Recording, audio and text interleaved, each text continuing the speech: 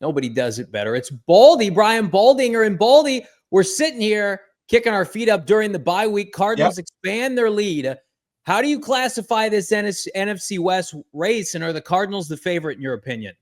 I think they have a shot to be the favorite. I think the Rams are going to get better. I mean, their offensive line looked a lot better last week. That young defensive line is going to improve. They've got a proven quarterback and a coach. They're going to be tough.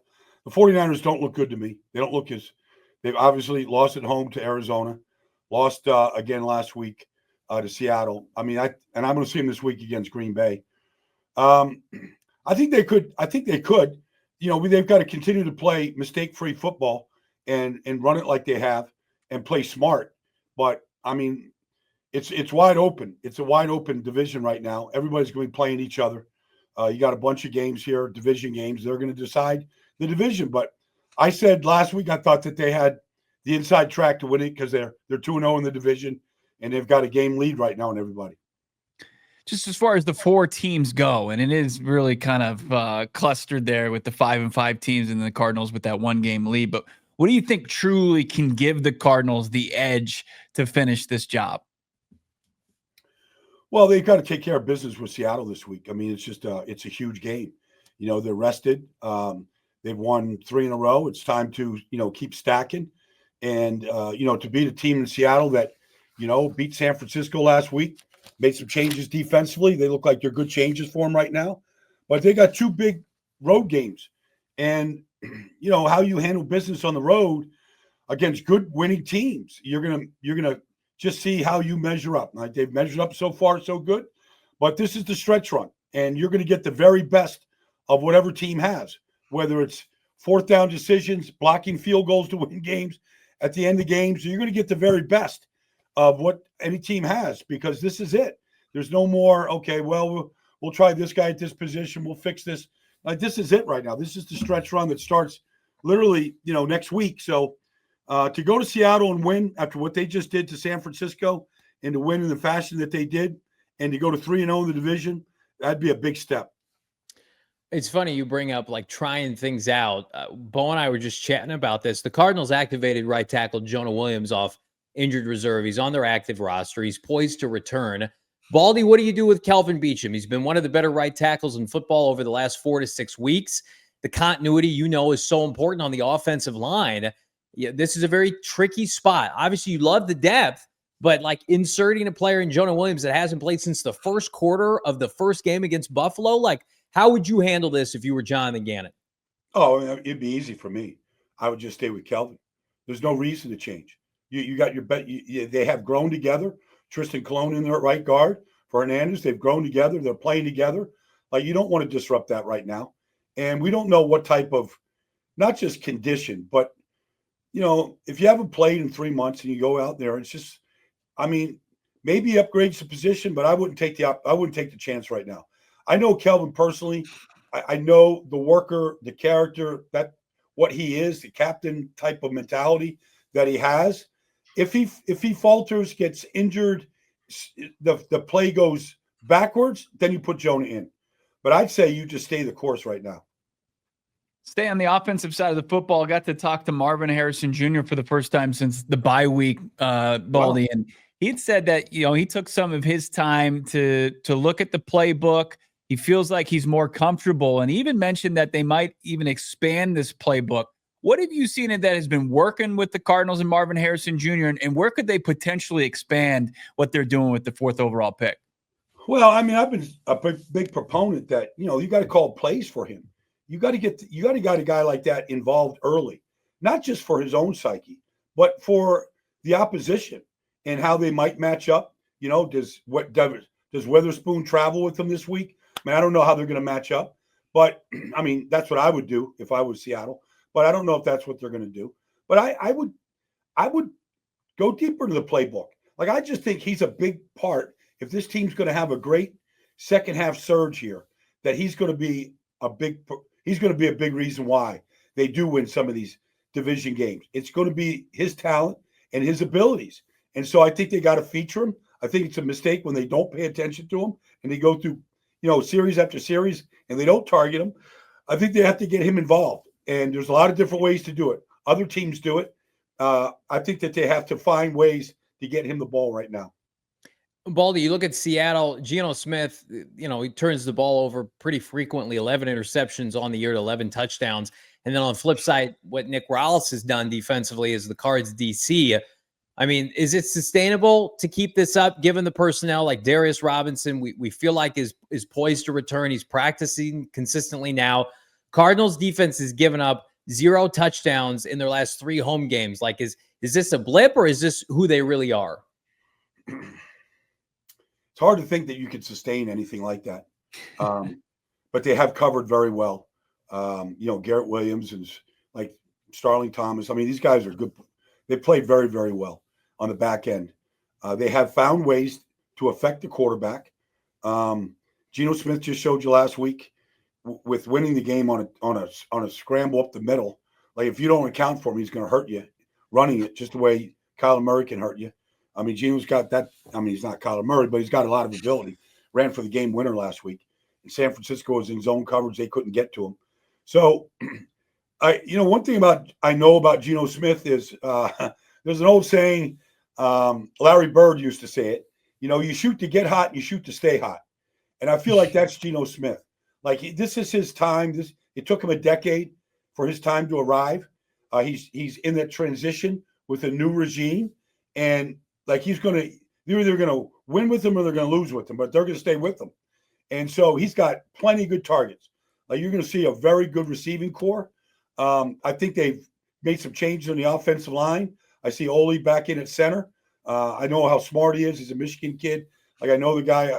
Like, I know mentally you're not going to have missed assignments.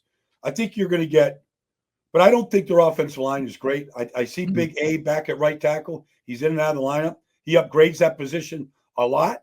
But I see people beating Charles Cross and beating guys across that front. I mean, there's no reason why you can't affect Geno Smith and maybe force him into 1 or 2 of the turnovers. This is a fairly undisciplined team in the top 3 as far as penalties. But last week, Baldy, coming off the bye, they played some good football, clean football, just 1 penalty. And then we mentioned the struggles they kind of had on defense with a new coach with a defensive background, McDonald, coming over in the top-ranked defense last year in Baltimore. Is there a chance that this team has maybe kind of turned the corner of being under a new coaching staff after its bye? Well, they've replaced both starting linebackers. All right. They traded for Jones from the Rams, and they put the rookie in, Therese Knight. He played really well last week. He's pretty good in coverage. I mean, they were just Jerome Baker and Dodson. Like, Dodson's not even on the roster. He's gone. So they just saw enough, and they made the change. And those guys played really well together last week. Byron Murphy and Leonard Williams inside, and Jerron Reed, like they look a lot better to me than they did at some other games this year. Like, I thought the 49ers, for example, they had 1 explosive play the whole day last week, and that was Juwan Jennings after a catch. They couldn't get anything down the field against them. And that's including McCaffrey. And I know, the Kittle didn't play and whatnot, but still, I mean, San Francisco built itself on explosive plays. They couldn't get any against them. They played probably, I mean, they held San Francisco to 17 points, but I thought they played maybe their best, if not one of their best defensive games of the season. And so, maybe these changes are good for them. Maybe this is what they needed to do.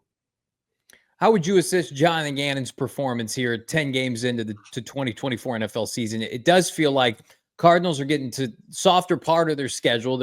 Obviously they have these divisional games coming up with Seattle, but there's some Carolinas, the New Englands of the world. Like, are the Cardinals under Jonathan Gannon where you thought they would be, or have they exceeded even your expectations, Baldy? Well, I mean, we were talking a month ago, like what's this regime doing? But, they started stacking some wins, and we started changing the narrative now. But that's okay. You got to play the season out. I just think Jonathan Gannon, I mean, the team always looks – I mean, I know there was 1 or 2 games this year where they didn't look real good. But they all looked like they're ready to play. They always look like they play hard. That's a function of coaching. They look prepared. That's a function of coaching. I think he's doing an excellent job.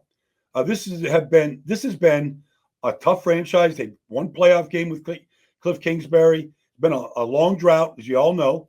They're in first place after 11 weeks. They're very competitive. They've won a couple big division games against good teams and good coaches. Like, I think he's doing a great job right now. And, I heard you guys talking before I came on about Coach of the Year, consideration. Like, he's in the consideration. He's in the conversation. Like, you got to play this thing out, and you got to see how you finish.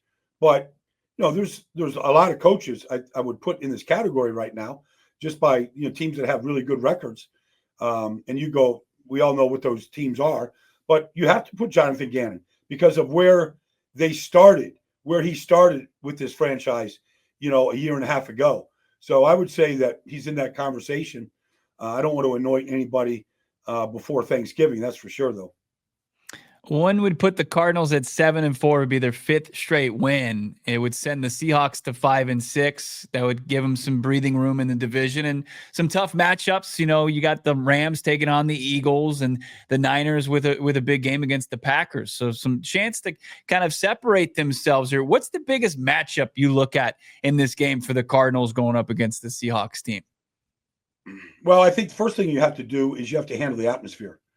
And you can't let the noise and that affect you, because it can.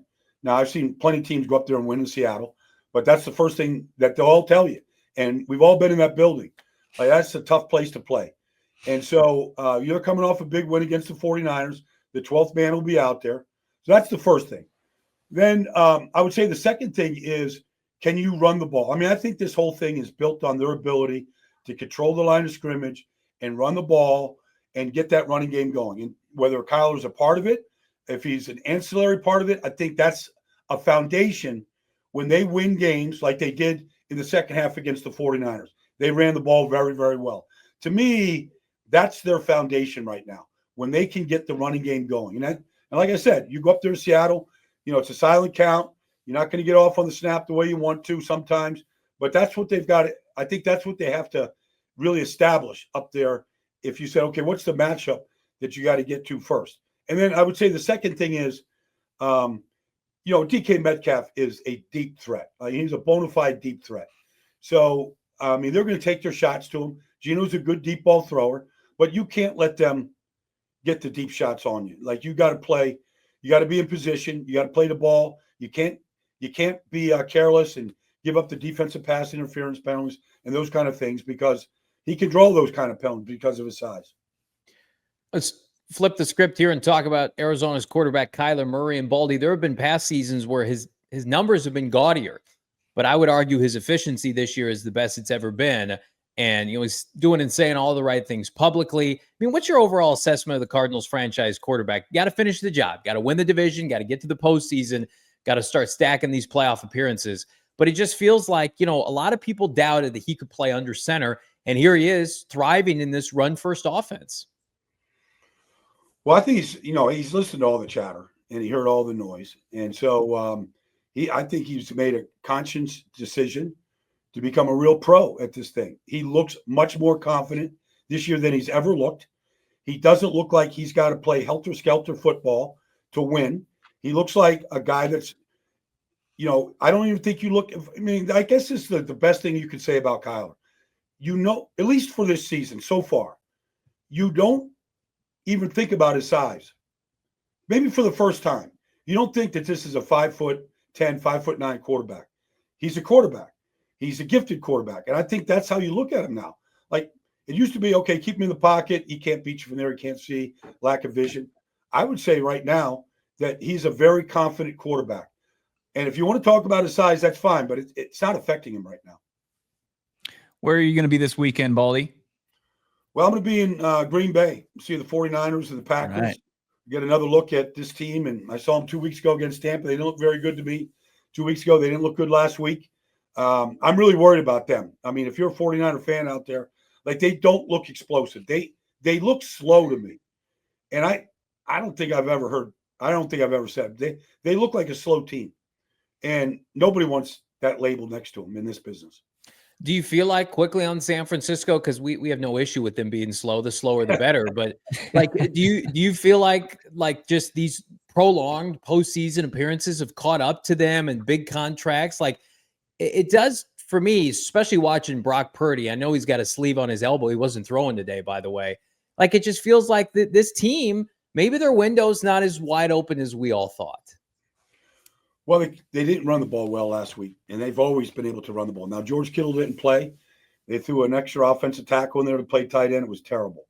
Like it just didn't even look like the 49ers. And McCaffrey didn't look at all special.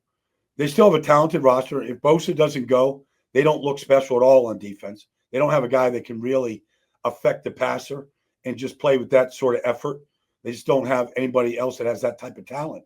So they take a big drop off. So you play without Kittle, who's probably the best blocking tight end. Him and Juice really make that running game going. I don't think it's a Super Bowl hangover because they went the championship game the year before and went all the way to overtime to Super Bowl last year, and it didn't lose any hangover. They won 6 in a row after the bye week a week ago. If Juwan Jennings is your number one receiver right now, I mean, Juwan's a great player, but he's not fast. He wins because he's big, and he's a crafty player. But I didn't see anything from Pearsall last week. I didn't see anything from Debo.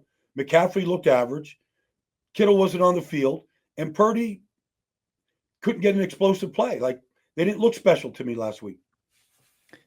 Make sure you're following at Baldy NFL. Hoping for a lot of Baldy breakdowns of Buddha plays and Kyler plays and James Conner plays come Monday. We're looking forward to that. Kazir White. I feel Kazir could be that guy. Let's do it. Yeah, let's see Kazir make some plays at the linebacker position. Baldy, enjoy the game. Yep. Packers, Niners, we'll be watching, of course, your work on NFL Network. And, of course, is the All-City Analyst. Talk to you soon. Yeah, talk to you next week, guys. Enjoy the game.